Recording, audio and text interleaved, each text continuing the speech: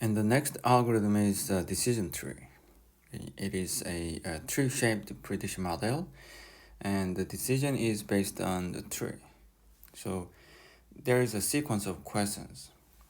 Take a look at this example. We start from this root node, and then the first question is, the temperature is temperature greater than 30? If it is yes, then we follow this direction. If it is no, we follow this direction. Then is it rainy? Then if yes, and indoor activity. Otherwise, go to a beach. Okay. So in this case, if temperature is lower than 0, then indoor activity. Otherwise, go to a park. So in our daily lives, we do this a lot, right? So we use a decision tree, and it is a non-metric method. So which means we don't use any distance here. So we don't actually compare the samples based on the distance. We only use these branches, questions and branches, okay?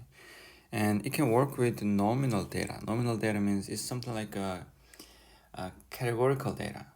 Like instead of numbers, we can have some features like a day, like a Monday, Tuesday, Wednesday, etc.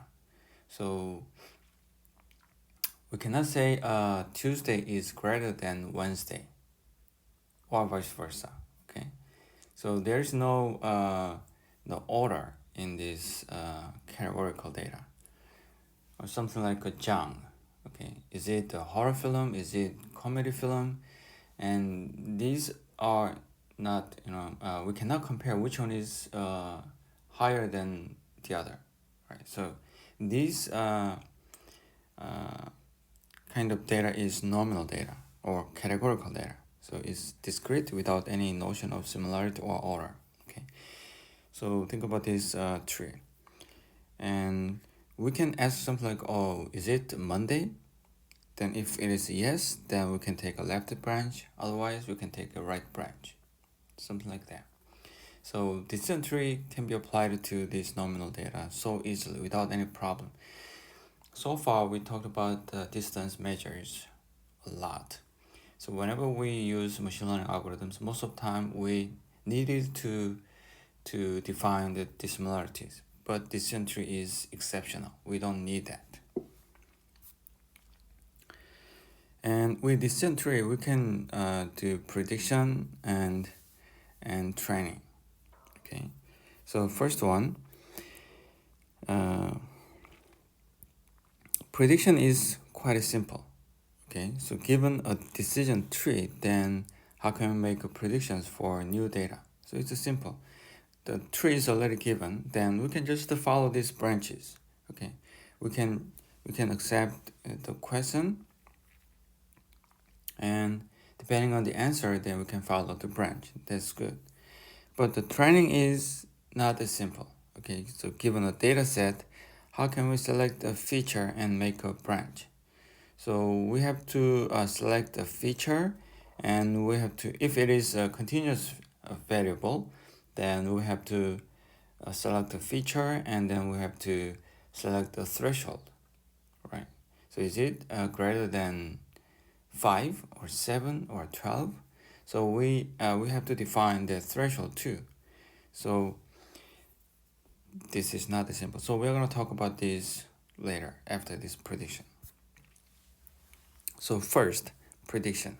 Given a trained decision tree, for each data instance we can predict. So on each node, take the branch with the answer. Repeat this setup until the instance arrives at a leaf node. Okay. When the instance arrives at a leaf node, then take the node's decision. And decision could be obtained by majority vote for classification or average value in the node for regression. So after taking branch, okay, let's say this is the leaf node. Then in this leaf node, we have samples. Or when we train with these samples, based on the number of the samples in each class, then we can determine this class, this node.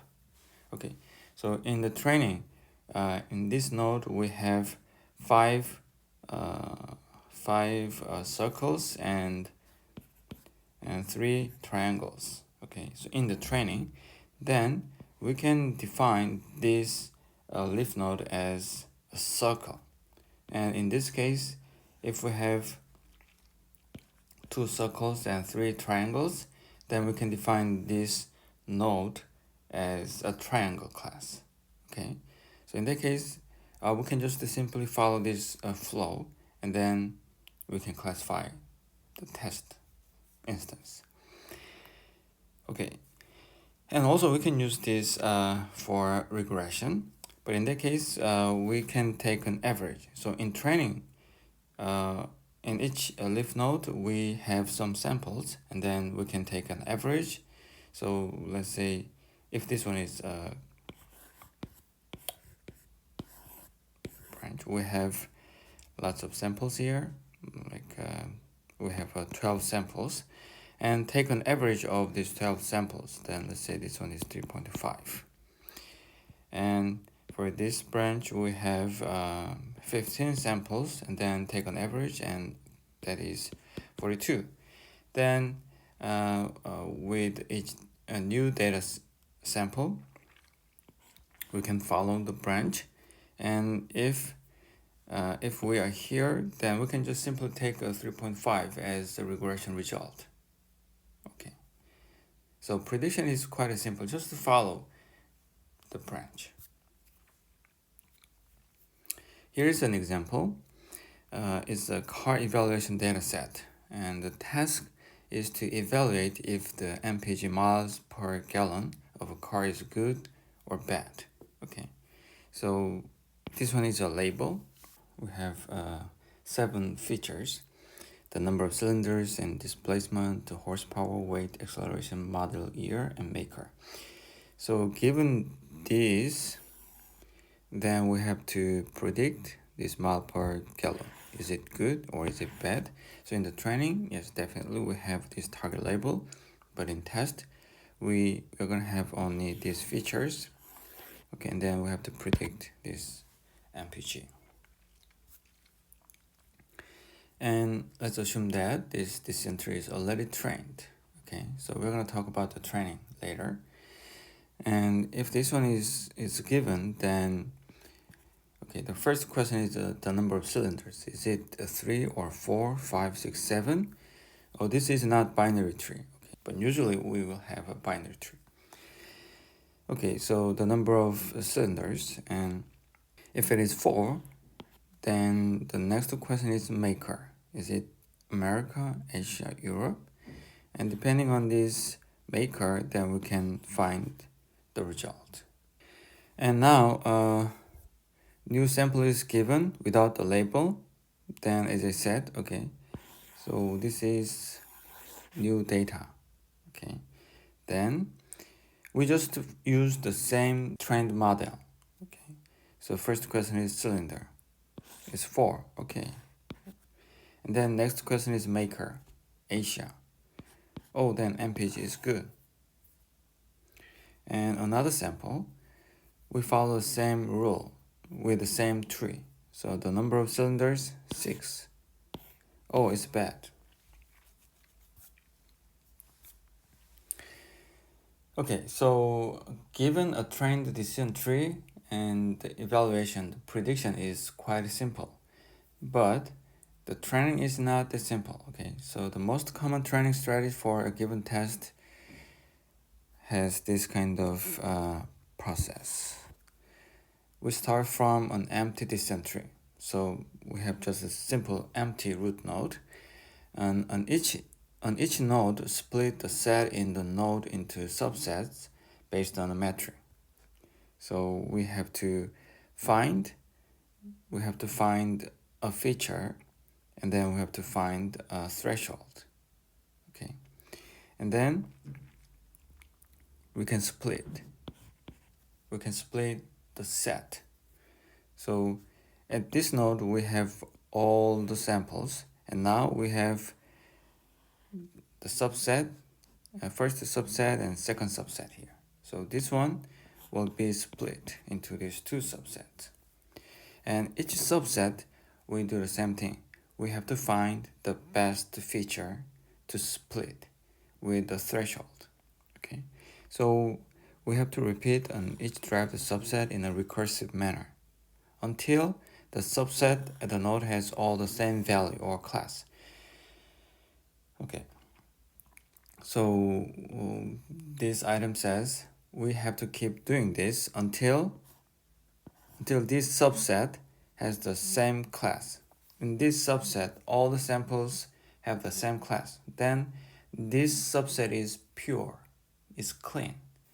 So whenever we fall into this subset based on this tree, then we can classify without any problem. Because in this subset, all the training samples are in the same class. So when we have a new test sample, then if the new test sample is in this subset, then it can be classified into the same class.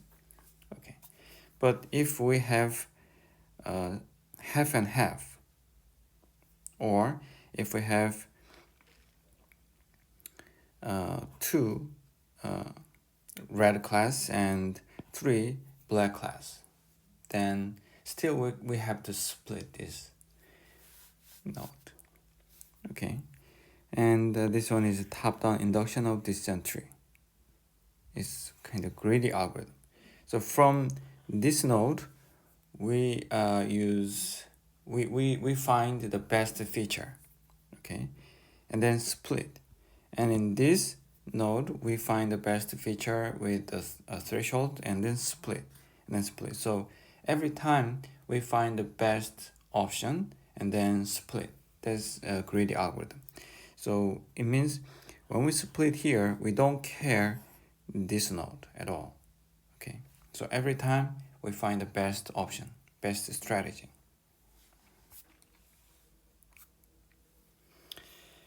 Actually, we have a couple of training algorithms. Okay, so ID3 and C4.4 and CART. So when you read some papers about machine learning or some application of machine learning, then sometimes they say, oh, I used ID3, or oh, we used the C4.5 or CART. It means they used decision tree. Okay, so instead of saying decision tree, sometimes they say CART, C4.5.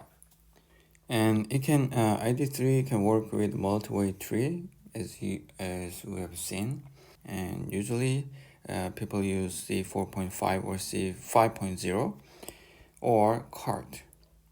And the CART is I think more popular. I think that's why sklearn uses CART. Okay, so it uses numerical and categorical values. And when we train the decision tree, then we need a kind of metric. Okay, so which feature is more important at this moment to split the subset? Okay, so to select one feature out of all the features, by the way, in this decision tree, we use one feature at this moment, and in the next step we can use the same feature again, right? So at this moment, let's say, oh, is the temperature is greater than 30, and in this branch we can ask like, oh, is the temperature is temperature less than 0? So we can use the same feature again.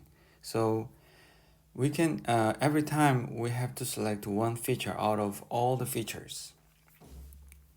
Okay, so for classification, we minimize gene impurity or maximize information gain.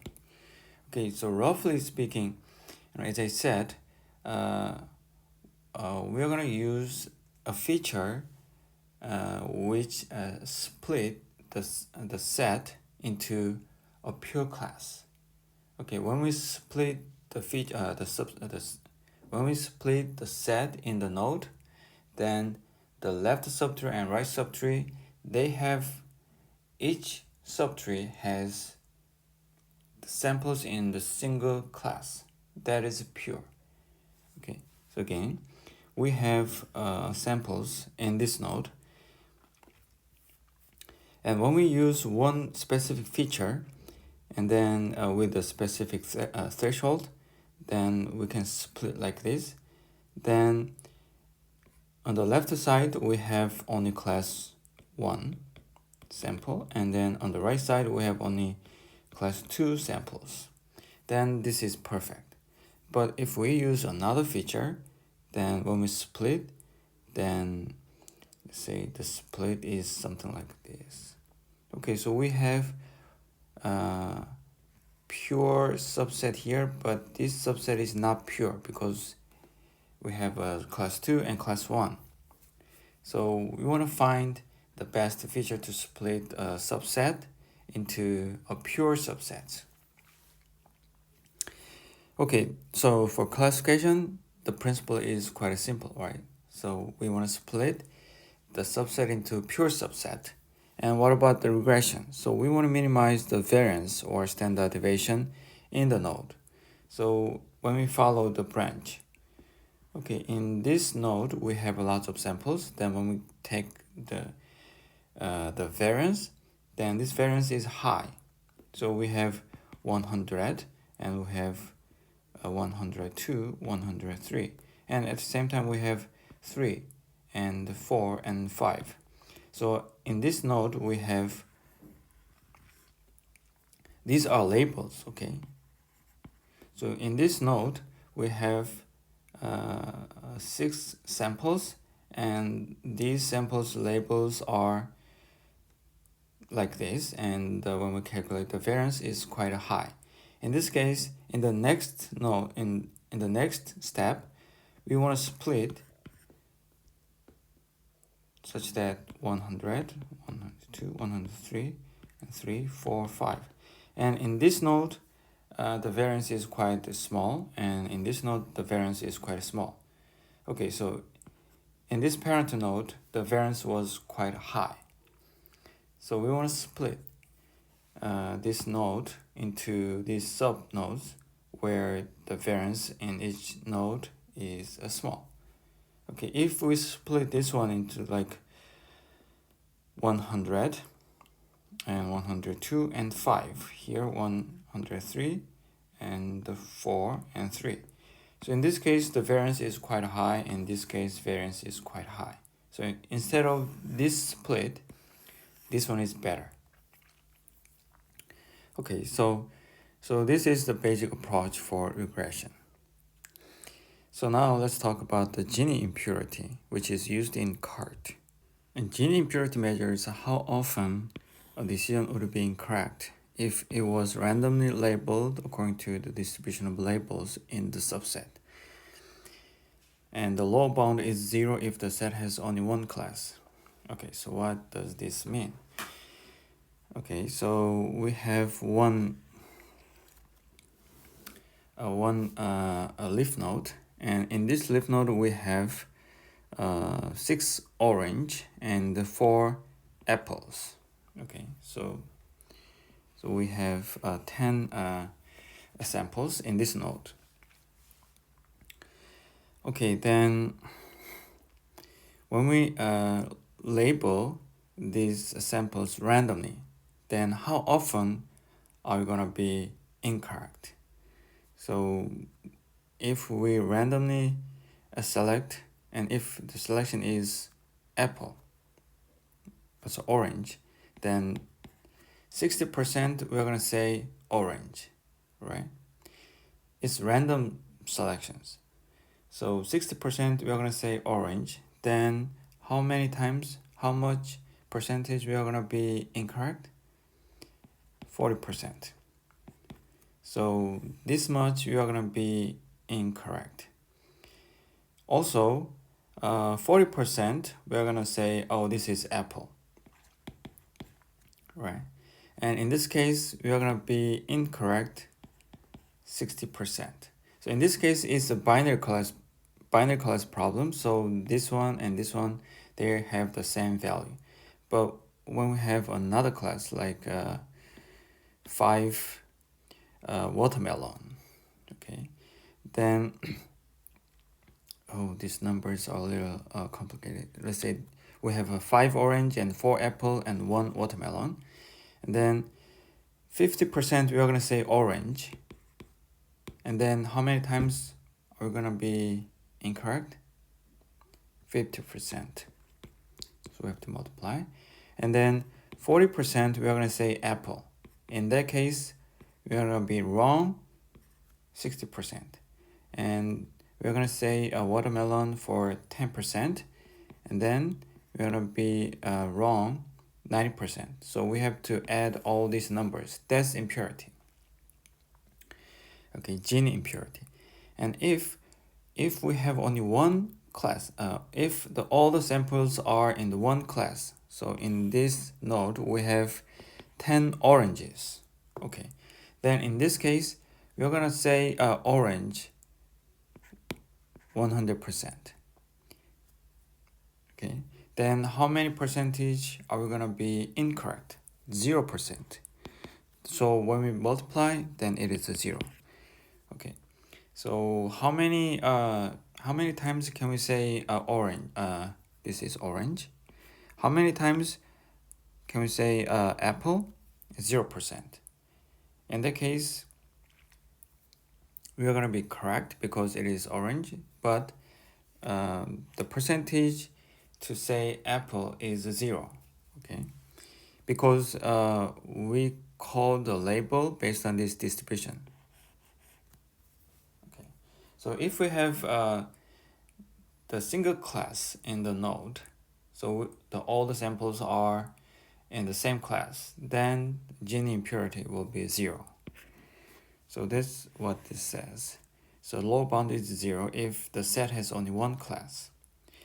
So this is the direction. So if we increase this gene impurity in the next node, then that's the way to go. That's the way to split the current node. Okay, and if entropy increases in the node, then gene impurity gets higher. You know what I mean by this? If entropy increases in the node, which means the samples are not from the multiple classes. Okay, so we get all the samples from one class. Then entropy is the maximum. So entropy and the gene impurity is connected. They are talking about the same kind of things. So that's why in ID3 or C4.5 they use information gain. Okay, so they calculate the decrease in entropy after the data set is split on the feature. So this one is entropy, as you know. Okay, and then information gain is the difference between these two entropies. This one is, okay, so this is our branch. So now let's say we are at this node and we can calculate the entropy at this node. Okay, and then after split, then we can calculate the entropy from here and entropy from here. So we can compare the entropy from here and entropy from here. Okay, then this one is the current entropy, and this one is the entropy after splitting. So we compare, and if we can increase this information gain, that's the better way to split the current node. Okay, so choose the feature with the highest information gain to split. Okay, so usually you are not gonna implement this decision tree training, so you don't have to implement. And actually, in my career, in machine learning career, I never implemented decision tree by myself, but I used decision tree a lot. Okay, even though you don't have to implement this the logic, then when we use a distant tree or random forest, but still you have to understand how these trees are trained.